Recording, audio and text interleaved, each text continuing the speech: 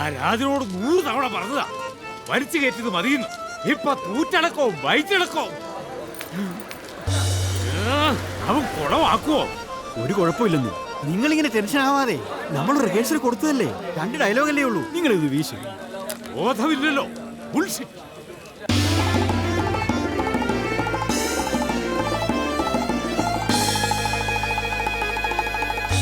കൽപ്പന പോലെ. മോനെ ജാക്സാ. ആ ചേട്ടാ. അതെ പിന്നെ ആ ചേട്ടാ, ഈ പാന്റ് എനിക്ക് പാകല്ല, ഭയങ്കര ലൂസാ. എടാ അത് രാജിന്റെ പാകത്തിന് തയ്ച്ചതല്ലേ, നീ ഒരു പിന്ന് വെച്ചത് അഡ്ജസ്റ്റ് ചെയ്യേ. അതെ, ഇതൊരു സുവർണ അവസരമാണ്. ഇങ്ങനെയുള്ള അവസരങ്ങളിലാണ് ലോക പ്രശസ്തരായ പലരും വേദിയിൽ കയറിയിട്ടുള്ളത്. ഇത് നിന്റെ ഊഴമാണ്. നീ ഇത് കലക്കില്ലേ. ആകെ 2 ഡയലോഗല്ലേ ഉള്ളൂ, അത് നീ പഠിച്ചില്ലേ? അതൊക്കെ എപ്പോഴും പഠിച്ചു. ചേട്ടാ പിന്നെ സ്റ്റേജിലേക്ക് സമയായി.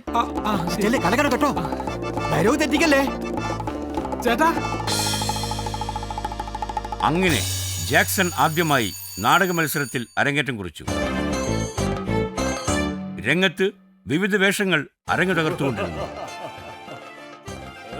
സംവിധായകനും കഥാകൃത്തും വിചാരിച്ചതുപോലെ ആയിരുന്നില്ല. വളരെ പുതിയ രീതിയിലാണ് കാര്യങ്ങൾ തകിടം മറിയാൻ തുടങ്ങിയത്.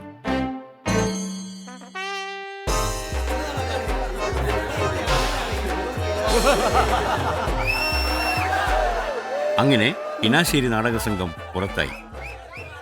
തുടർന്ന് സംഘാംഗങ്ങൾ ജാക്സന് പുരസ്കാരങ്ങളും പ്രശംസാപത്രവും നൽകി യാത്രയാക്കി.